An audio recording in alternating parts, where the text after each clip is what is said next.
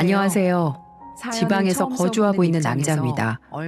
제가 매일 다른 분들의 사연을 듣다 이렇게 직접 글을 쓸 줄은 몰랐는데 저도 이번에 기가 막힌 일을 겪어 사연을 보내게 되었습니다. 제가 사연을 보내게 된 이유는 바로 제 친어머니 때문인데요. 결국은 어머니랑 남보다 못한 파국을 맞이하게 되었고 어떤 사건으로 인해 그렇게 됐는지 말씀드려 볼까 합니다. 저는 어려서부터 형보다 많이 부족하다는 이유로 틈만 나면 차별을 받곤 했습니다. 제 위로는 2살 터울의 형이 있는데 키도 크고 공부도 잘해서 어머니가 형에 대한 기대가 굉장히 크셨어요. 하지만 제게는 둘째라는 이유와 공부에 소질이 없고 멍청하다는 이유로 항상 무시와 멸시를 받으면서 살아왔습니다.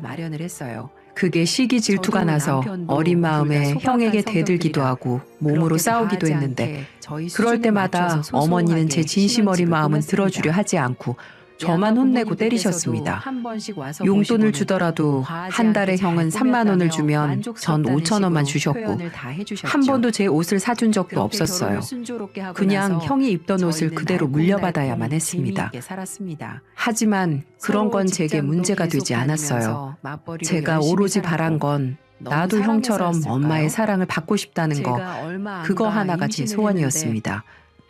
하지만 어머니는 제게 전혀 신경을 쓰지도 않았고 제가 밥을 먹었든 안 먹었든 뭘 좋아하는지 학교 생활은 어떻게 하는지 내가 뭘 필요로 하는지 그런 건 전혀 관심 갖지도 않았습니다. 오로지 형만 챙겨주고 안아주고 사랑해주고 아껴주는 그런 어머니셨어요. 그러다 보니 저는 사춘기에 방황을 하기 시작했고 제 이야기를 잘 들어주는 친구들과 더 어울리고 다니면서 점점 삐딱해져 갔습니다. 그러던 어느 날 제가 사고를 치는 날이 벌어졌어요. 그때는 제가 중학교 때 태권도를 다니고 있을 때였는데 다니던 태권도의 관장님께서는 운동을 하는 사람은 절대 일반 사람에게 함부로 주먹을 휘둘러서는 안 된다고 알려주셨기 때문에 저도 학교에서 싸움을 하는 일은 없었는데 한 사건으로 인해 저는 고등학교를 진학하지 못하게 되었습니다. 같은 반 친구가 다른 반 친구에게 따돌림을 당하는 걸 보고 그 당시 의협심이 있었던 제가 나서서 싸우게 되었고 그 일이 크게 번져서 결국 정학을 당하고 말았어요. 따돌림을 당하던 학생은 저에게 고맙다며 인사를 했지만 제가 폭력을 쓴 사실은 변하지 않았기 때문에 문제가 생길 수밖에 없었죠. 그때가 중학교 2학년 때였습니다. 그런 저를 보며 저희 어머니께서는 너 같은 게 어디서 나왔는지 모르겠다 라고 말하며 혀를 끌끌 차셨고 이후부터는 저도 에라 모르겠다 하며 나쁜 친구들과 어울리며 그냥 인생을 막 살았던 것 같습니다. 그래서 종종 경찰서도 드나들었고 그게 소문이 나서 어머니는 동네 창피하다면서 저를 더 매정하게 대해주시더군요. 너는 왜 형 발 뒤꿈치도 못 따라가? 힘쓰는 게 그렇게 좋으면 너희 아빠처럼 어디 공사판이라도 가서 일을 하던지. 너 때문에 잘 지내는 형까지 욕먹고 있잖아. 엄마는 내가 형을 욕먹이는 게 싫은 거야. 아니면 힘을 쓰고 다니는 게 싫다는 거야? 나는 네가 그냥 싫어. 정말 어디서 너 같은 게 나왔는지 모르겠다. 왜? 내가 동네 돌아다니면 다른 아줌마들이 수군거려서? 그게 부끄러워서 내가 차라리 사라져버렸으면 좋겠어? 그래. 내가 왜 너까지 낳았나 후회스럽다. 너는 뭘 해도 안 돼. 너네 아빠는 매번 출장 다니느라 집에도 없는데 너까지 이렇게 사고치고 다니니까 주변에서 내 욕을 얼마나 하는 줄 알아? 그렇게 엄마와 싸우기를 반복했고 결국 전 학교에 자퇴 신청을 하고 허송세월 보내다가 나이 20살 성인이 되면서 서서히 정신을 차리게 됐던 것 같아요. 전 하루하루 사는 게 아니라 내일을 그리는 삶을 살고 싶었어요. 그래서 마음을 다잡은 그날부터 공사장도 다니고 이것저것 일을 하면서 사회생활을 하게 됐습니다. 그때는 어머니하고 연락을 안 하고 아버지와는 가끔 연락하고 지냈지만 아버지께 의지하고 싶지도 않았어요. 그냥 저 혼자 인생을 한번 살아보고 싶었습니다. 그렇게 하다 보니 조금씩 돈도 모아지게 되었고 검정고시까지 준비해 합격해 작은 전문대학에 들어가 공부하다 졸업까지 하게 되었네요. 하지만 전 항상 외로웠습니다. 성인이 되면서부터 독립해서 살았기 때문에 저는 정이 참 그리웠는데 어느 날 이런 생각이 들더라고요. 그래, 내가 사랑받지 못한다면 내가 다른 사람에게 사랑을 주자. 이런 생각을요.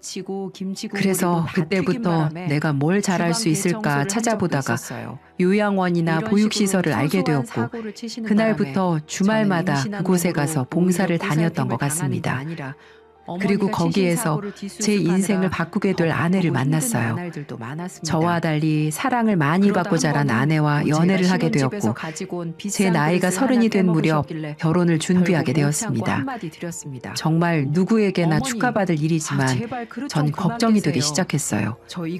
아버지는 분명 형하고 절 똑같이 대해주셨기 때문에 축하해 주시겠지만 어머니는 안 그러실 게 뻔했거든요. 그래서 아내에게 어머니와의 관계에 대해 솔직히 말을 해줬습니다. 제 모든 상황을 들은 아내는 오히려 절 다독여주더군요. 그래도 자식 싫어하는 부모는 없으니까 걱정하지 말라면서요. 그렇게 전 용기를 내어 어머니께 찾아가게 되었고 생각보다 편안하게 다 같이 식사를 했습니다. 어머니께서는 며칠 후 단둘이 이야기하자며 따로 불러내셨어요. 어머니와 친하지 않았기 때문에 둘이 있는 자리가 미치도록 어색하고 낯설기까지 했어요. 그리고 그날 저는 말도 안 되는 이야기를 듣고 어머니에게 아이의 마음의 문을 닫게 되었습니다. 그래, 결혼 너무 축하한다. 이제 너도 한 집안의 가장이 되는 거니까 어릴 때처럼 경거망동하게 행동하지 말고 가족들 잘 챙기면서 지내. 네. 어머니는 별일 없으시죠? 내가 무슨 별일이 있겠니? 매일같이 출장 다니는 네 아빠 말고는 아무 문제 없다. 그리고 너도 알겠지만 요즘에 우리 집이 힘들어서 형이 장가 갈 때만큼 도와주긴 힘들 것 같다. 이래저래 긁어모으니 2천만 원 정도 되는데 이걸로 결혼할 때 보태거라.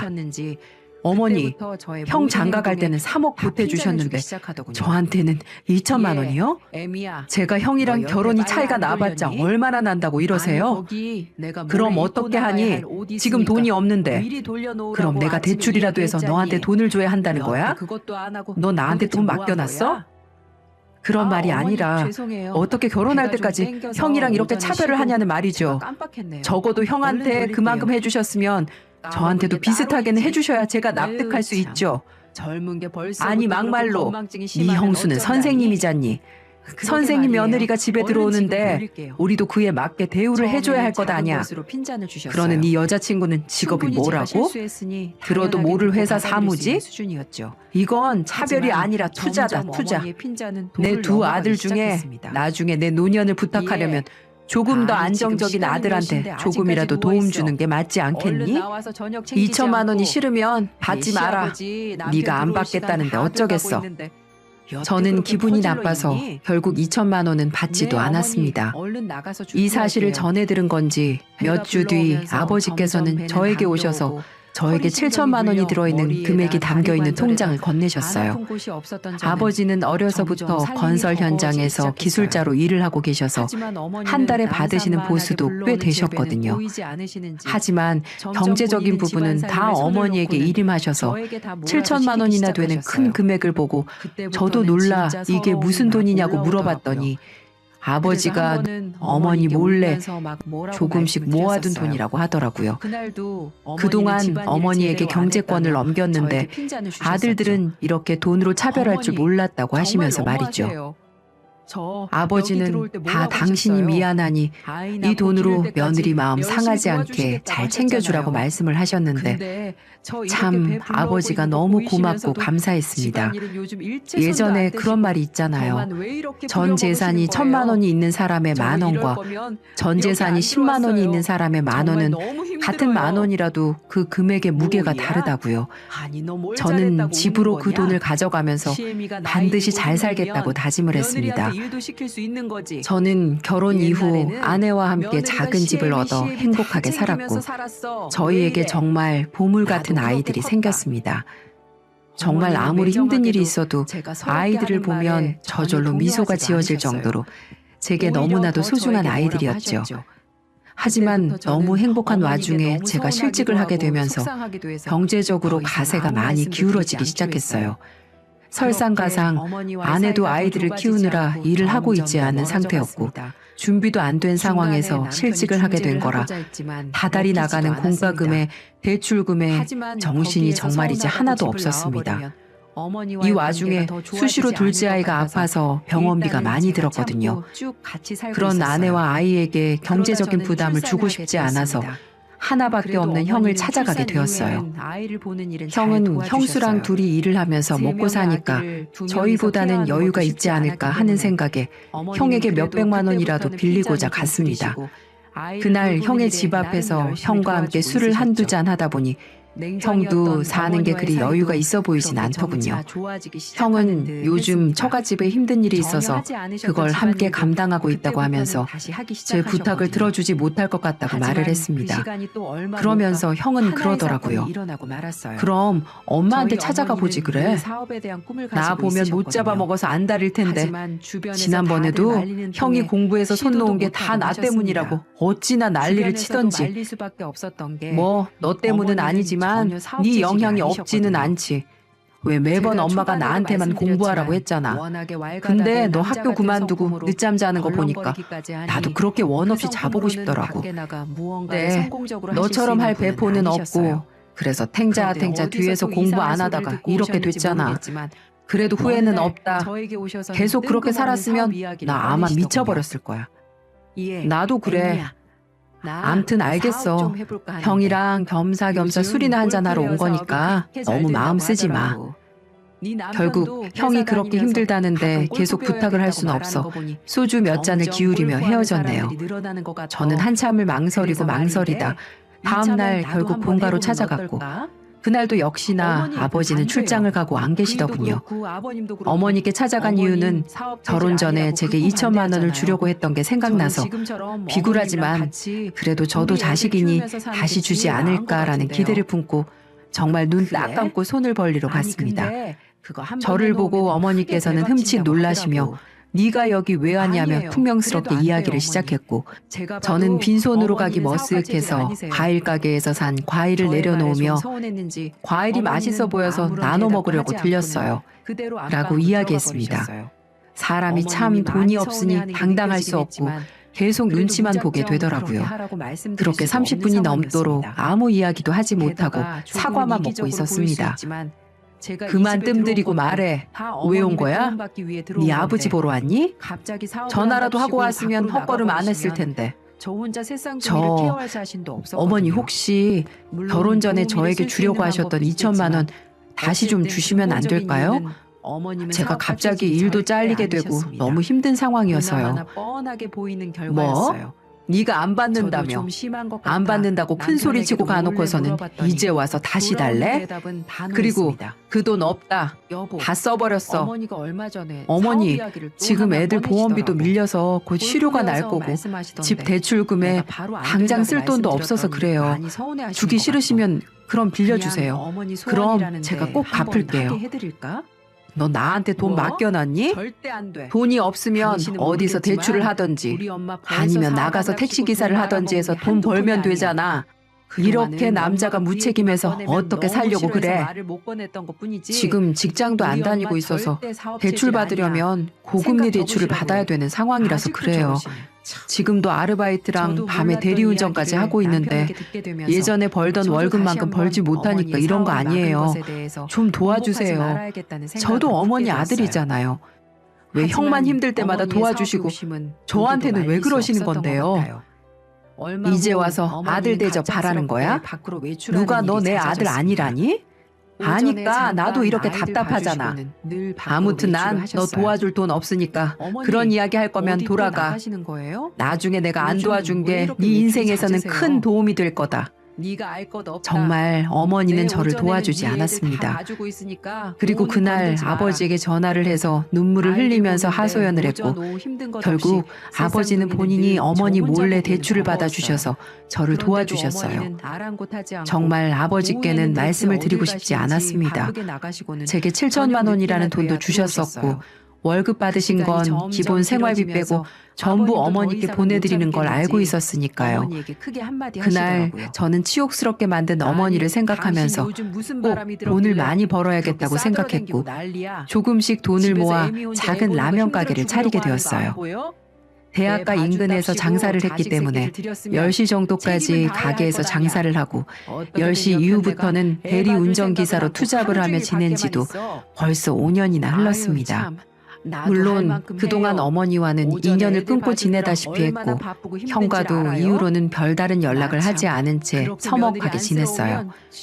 그날도 여느 날처럼 마감을 하고 대리운전을 시작했는데 고급 술집 앞에 있던 외제차를 운전하게 되었습니다. 그리고 이날 저는 제 머릿속에 평생 기억될 충격적인 모습을 목격하게 되었어요.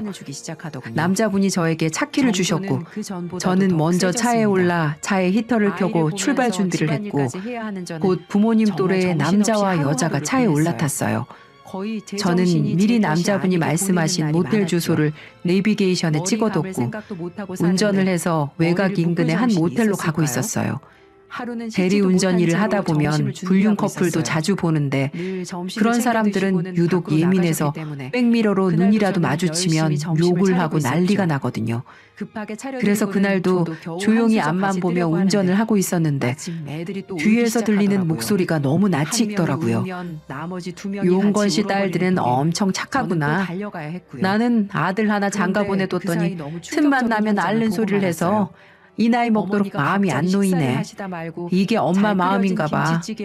아참, 이번에 우리 큰손주 학교에서 공부 잘한다고 상 받았는데 그게 우리 아들 꼭 닮은 거 있지. 그래? 아들이 엄청 공부 잘하나 보네. 우리 집안 딸내미들은 매일같이 용돈 달라고 난리도 아니야. 그게 부담스러워서 집에도 들어가기 싫을 정도라니까. 그보다 오늘도 안 들어가도 돼? 나야 남편이 지방 가 있어서 뭐 혼자 지내지만 용건 씨는 집에 와이프도 있잖아. 신경 안 써도 돼. 중요한 바이어 미팅이라고 했으니 여편네 자고 있겠지 뭐. 미수가 신경 쓰지 말고 어서 가서 쉬자. 피곤하다. 전 두 사람의 말을 엿듣게 되었고 목소리와 남자가 말한 미숙이라는 이름을 듣고 충격을 받고 말았어요. 그 사람은 바로 제 어머니였어요.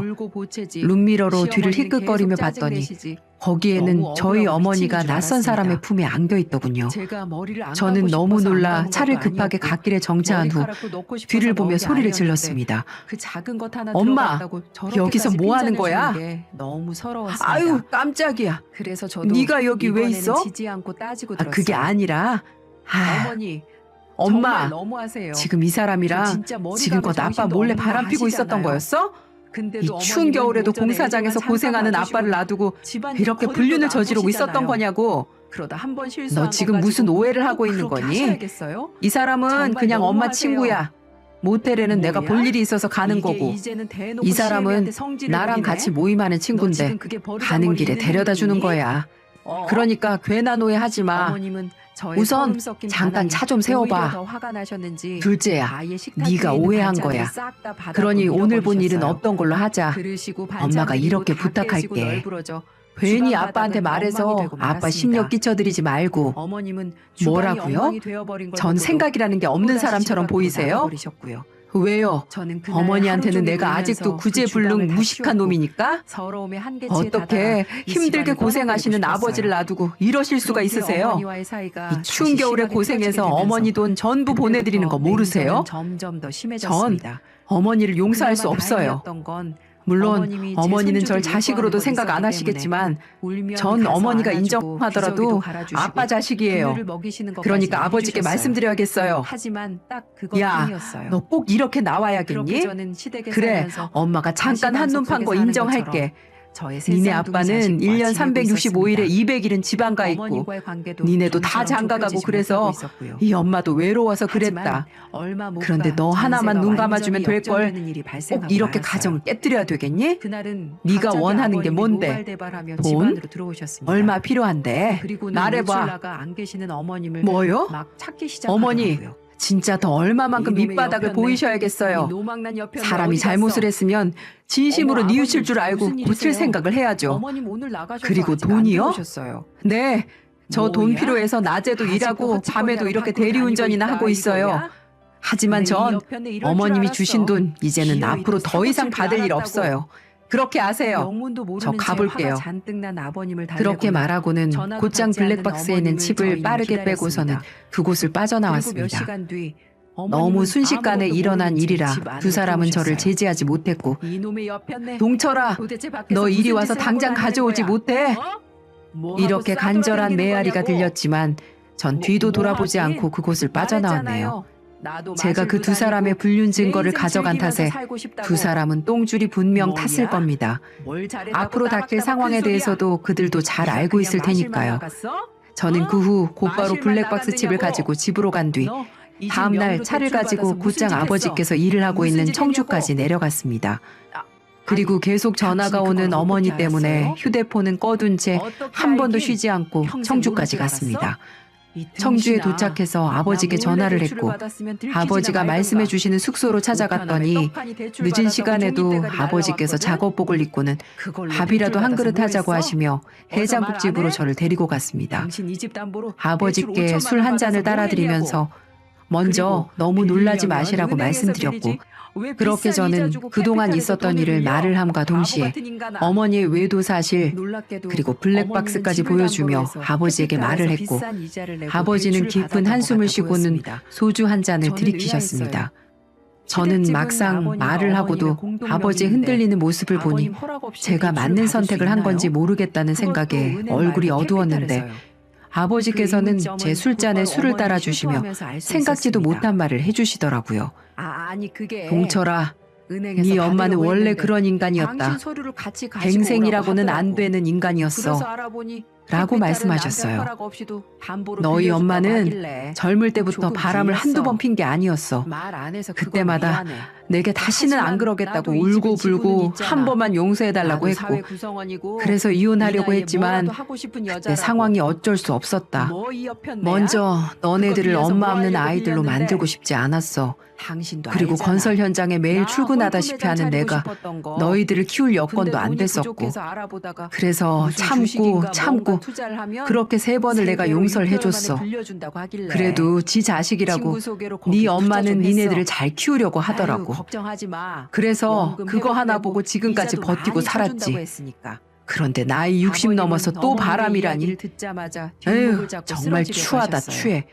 그것도 아들한테 바람 현장을 들키는 엄마라니. 내가 더 나쁘구나. 내가 미안하다. 미안해. 아버지, 그럼 다 알고 계셨던 거예요? 이번에는 몰랐지. 이제 나도 그만해야겠다. 너희도 다 컸고 이렇게 살 이유가 없어. 그 남자랑 잘 살 수 있게 내가 마지막 가는 길에 선물이나 잘 챙겨줘야지. 어쩌겠어. 그 친구가 주식 거기 투자하면 이렇게 말씀하시며 연거푸 술을 마셨고, 2주가 지나 집으로 돌아오던 날 저도 함께 본가로 찾아갔습니다. 어머니는 뭐가 그렇게 두려운지 상다리가 휘어지게 밥상을 준비해 두셨고, 아버지는 그 밥상을 보자마자 엎어버리셨어요. 음식물은 바닥에 나뒹굴고 있었고, 아버지는 마치 마음의 준비가 다 끝난 사람처럼 상간남을 소송하겠다고 하며 종이랑 펜을 갖고 와서는 이름과 전화번호, 사는 곳을 말하라고 재촉했어요. 어머니는 그런 것 모르고 처음 보는 사람이었다고, 그래서 가는 길에 차를 태워준 거라고 했고, 아버지는 조용히 블랙박스 영상을 재생시켰습니다. 그래서 처음 보는 사람한테 딸들이 있는 것도 알고 우리 집안 이야기도 하고 했나 보네. 주식에 대해서 그런데 왜 우리 없었거든요. 한금 같은 둘째 아들 이야기는 쏙 빼먹고 아들이 하나라고 했을까? 나한테는 황금 같은 아들인데 당신한테는 길가의 돌멩이보다도 못한 아들인가 보지? 아유, 그냥 말을 하다 보니 어쩌다 그렇게 된 거지. 난 아무튼 이거 인정할 수 없으니까 당신 알아서 해. 그래, 고맙다. 그렇게 말해줘서. 뭐 요즘에는 자동차 번호만 알면 조회가 다 되는 세상이니까. 그래서 뭐 찾다 보면 잘 되겠지. 안 그래? 당신 진짜 이렇게 추접하게 나와야겠어? 나이 먹고 정신이 나간 거야? 뭐 이 사람아? 정신이 나간 건 내가 아니라 당신이지. 말은 똑바로 해, 이 여편네야. 뭐 얼마나 대단한 사람이길래 당신이 이렇게 당당한진 모르겠는데 난 당신이 그렇게 말하니까 더 알고 싶어서 안 되겠네. 당신도 이혼 준비하고 딱 기다려. 다행히도 그 차를 찾기는 생각보다 쉬웠습니다. 아버지는 흥신소에 연락을 해서 차량 주인을 찾아달라고 의뢰했고 이틀도 안 돼 그 사람의 자세한 신상을 알 수 있었거든요. 아버지는 집 주소를 알자마자 상간남의 집으로 쳐들어갔어요. 저랑 같이 갔는데 현관의 벨을 누른 다음 이 집 남편분에 대해서 말씀드릴 게 있다고 말을 하고서는 기다렸습니다. 하지만 10분 정도 기다려줘도 문을 열어주지 않자 마음을 굳게 먹으시고는 이 집 남편이 내 마누라랑 바람 펴서 찾아왔습니다. 보여드릴 게 있으니 잠시 문 좀 열어주세요. 라고 말을 하셨어요. 그랬더니 굳게 닫힌 문이 열리게 되었습니다. 상간남은 일을 나갔는지 없었고 그 상간남의 와이프랑 딸이 저희를 맞이해 주더군요. 뭐요? 누구신데 다짜고짜 제 남편이 바람을 폈다고 이렇게 찾아오셨어요? 잘 사는 집에 와서 이런 말씀 드려서 죄송합니다. 그래도 이 집 가장이 밖에서 어떻게 하고 다니는지는 가족들도 알아야 할 것 같아서 이렇게 왔네요. 가족들도 한 가정의 가장이 어떤 짓을 하고 다니는지는 아셔야 될 것 같아서요. 증거 있으세요? 내 남편이 바람 피고 있다는 증거 있으시냐고요? 전 그 소리를 듣자마자 미리 챙겨간 노트북을 열어 블랙박스에 있던 영상을 상간남의 아내에게 보여줬어요. 그랬더니 결과는 난리가 아니었어요. 이 미친놈이 세상에 바람을 펴? 엄마, 이거 뭐야? 이 사람 진짜 아빠 맞아? 그렇게 모녀는 전혀 믿지 못할 광경을 보고 소스라치게 놀라기 시작했고 나중에는 분노에 차 우선 저희에게 알겠다고 말하며 이 영상을 카톡으로 보내줄 수 없냐고 해서 보내주었고 전혀 생각지도 못한 일을 알게 해줘서 고맙다고 말을 하더니 저희를 집으로 돌려보냈습니다. 분명 그 상간남은 집에서는 아내와 딸들에게 멋진 아빠, 든든한 남편, 가족의 중심인 가장으로 지금껏 살아왔을 겁니다. 그런 남편이고 아빠인 줄 알고 지금껏 살아왔는데 이 기가 막힌 사실을 알고 누가 놀라지 않을 수 있을까요? 그 사모님의 눈을 보니 보통 눈빛이 아니었어요. 분명 조만간 무슨 사달이 일어날 게 분명해 보였습니다. 그렇게 저희는 그 집을 나와 어머니가 계시는 집으로 곧장 향했어요. 저희를 보고 어디에 다녀온 거냐며 거선발로 뛰어나온 어머니에게 그 남자의 집에 가서 모든 걸 말하고 왔다고 했더니 그 자리에서 어머니는 쓰러지셨고 병원으로 이송되었습니다. 병원에 갔더니 흥분으로 인한 과호흡으로 입원을 하게 되었어요. 원래 폐 쪽이 좋지 않았는데 흥분을 가라앉히지 못해서 그랬던 것 같아요. 홀로 병원에 계실 어머니에게 마지막 인사라도 드릴 겸 혼자 조용히 병실에 들어갔고 누워서 쉬고 있던 어머니는 제 뒤에 아버지가 오지는 않았는지 두리번거리며 살피다가 제게 묻더군요. 네 아버지는 같이 안 왔니? 이제 이혼할 마당에 얼굴 봐서 뭘 하겠어. 이렇게 전해달라고 하시고 얼굴 보면 밥이 안 들어갈 것 같다고 하시고는 안 오셨어요. 뭐 너까지 왜 이러냐 정말. 네가 그날 말만 하지 않았어도 우리 가족 행복하게 잘 지냈을 텐데 역시 네가 내 인생을 말아먹네. 넌 어렸을 때부터 마음에 드는 구석이 하나도 없었어. 아들로 인정하기 싫을 만큼 내가 너만 보면 속에서 천불이 나. 뭐요? 그게 어머니라는 사람이 아들 앞에서 할 소리예요? 아직도 어머니는 반성이라는 걸 안 하시네요. 그래서 어쩔 수 없이 애초부터 버렸어요. 어머니가 처음부터 죄송해요, 바람을 어머니. 피우지만 않았어도 일어나지도 않는 아무리 일이었어요. 그래도 그렇지. 너무한 거 그리고 아니니? 제가 과거에 좋지 너무 못하게 하군요. 생활한 건 제 잘못이니 저는요, 어머니에게 그때 어떤 어머니 강요도 하지 밥상 않았잖아요. 엎어버려서 울면서 그저 깨진 형의 걸 반만큼이라도 키우다가 해줬다면 피가 나서 얼마나 서럽게 어머니를 울었는지 이해하려고 모르시죠? 생각이라도 해봤을 이건 텐데 아무것도 아니라고요. 저는 차라리 너무 기쁘네요. 이렇게 이 집에서 말하면 먼저 저도 나가게 되는 식탁을 사람이 확 엎어버리고 제가 아니라 미션에 어머니라는 게요. 저는 그리고 막 어머니가 다 애지중지하는 엎드리기 전에 잘난 손을 형은 들었다가 어떻게 지내는지 아세요? 그대로 어머니한테 받은 돈 처가댁에 다 가져다 주면서 그렇게 지낸다고요. 그때부터 악하죠? 엄청나게 울기 시작하더라고요. 어머니가 그동안 오냐오냐 그 잘 사건이 키우신 일어난 아들이 이후 차갑게 느껴질 다른 집 정도로 아들 노릇 시댁에서 똑똑히 하고 문시를 받은 있네요. 시어머니는 아시겠어요? 가슴에 맺힌 게 많았는지 뭐? 제가 돈을 안아드리자 다 가져다 줘? 한없이 울기 시작하더군요. 어머니는 투자에는 영 애미야, 소질이 없나 보네요. 미안하다. 투자를 할 내가 거면 미안해. 미래 가치가 있는 내가 사람한테 너무 많이 했었어야죠. 가족한테 인생 힘든 거 피해만 없었던 끼치고 사람한테 다 덜컥 미안하다. 인생 걸어버리면 어떡 해요? 아니에요 어머니. 아무튼 저도 그래도 그동안 죄송했어요. 감사했다고 인사하러 온 그동안 제가 거예요. 좀 모질게 굴어서 이혼하고 많이 나서 서운하셨죠? 나중에라도 저한테 부모 대접 절대 아버님도 기대하지 다 마시고 어머님 편이 어머니께서 아니라서 그렇게 많이 투자한 외로우셨죠. 큰아들한테 꼭 가서 그건 힘들다고 어머님이 말하셔야 싫어서 돼요. 그런 게 아니에요. 뭐라고? 단지 어머님이 이제 너도 이 잘못에 대해 엄마를 뉘우치길 버리겠다는 바래서 거냐? 아버님께서 아유, 잠시 버리다니요. 고립 내놓으셨던 애초에 거예요. 저를 먼저 버리신 분은 어머님, 어머니였어요. 그돈 아깝긴 저는 하지만 그런 다시 엄마를 벌면 이제는 되고 맞춰주려고 한 것뿐이고요. 돈보다도 이렇게 가족이라는 그러니까 점이 앞으로 더 이상 소중하잖아요. 연락하지 마세요. 그러니까 아시겠어요? 이제는 기죽지 하고 마시고 저는 그 당당하게 자리에서 어머니 나와버렸습니다. 예전처럼 생활하세요. 솔직히 그 말을 저도 하고 너무 나서 무례하게 마음이 행동해서 너무 아프기도 죄송합니다. 했어요. 하지만 그래도 제 미우나 마음속에는 고우나 어머님은 저를 제 낳아주신 유일한 어머니인데 시어머니세요. 전들 그러니까 마음이 편하기야 우리 하겠어요. 같이 힘내요 어머님. 하지만 반성이라곤 고마워. 조금이라도 할 줄 모르는 난 그런 어머니를 줄도 보며 모르고 과감하게 얼마나 인연을 가슴 끊어야 졸이며 된다고 요즘 생각을 살아는 줄 했네요. 아니? 물론 이게 저는 언제까지 그동안 갈지 모르겠지만 아버님의 계획에 따르면서도 어머니가 사람으로서 기죽고 다시 사는 태어나지 않는 어머님의 이상 모습을 보면서 전 찾아볼 너무 마음이 생각 하지 않을 아팠어요. 겁니다. 하지만 그리고 저희 확실하게 부모님은 잘못을 깨닫기는 긴 하셔야 법정 했기 공방 때문에 끝에 아버님의 이혼을 계획에 하셨어요. 따르다가 아무리 결국에는 이혼만은 안 받아들일 된다고 수밖에 해도 없었죠. 아버지께서 맺힌 게 그런데 많으셨는지 어머님은 저의 따뜻한 그 전에 포옹에 바람 피운 더 기록들까지 위로도 찾아내서 받으시고 소송을 깨달은 게 하는데 많으신 듯 했습니다. 어머니가 어떻게 버텨낼 수 지금은 있었겠어요. 누구보다도 1등 공신으로 물론 그 저와 상간남에게도 세상의 일을 잘 따로 돌봐주고 소송을 하셨고요. 계시고요. 들어보니 아버님과도 그 집도 잘 상간남 화해하셔서 아저씨 때문에 다시 평화로운 집이 가족의 풍비박산됐다고 모습으로 돌아오게 하더군요. 되었습니다. 결국 그 사기를 가정을 치고 버리고 살아난 만난 두 미주라는 사람은 분도 이 세상에서 경찰서에서 손가락질 받는 사기로 죄인이 지명수배를 되었고 내렸기 때문에 자식들에게도 얼마 인정 못 못 가 받는 금방 잡혀 그런 사람들이 들어가더라고요. 되었습니다.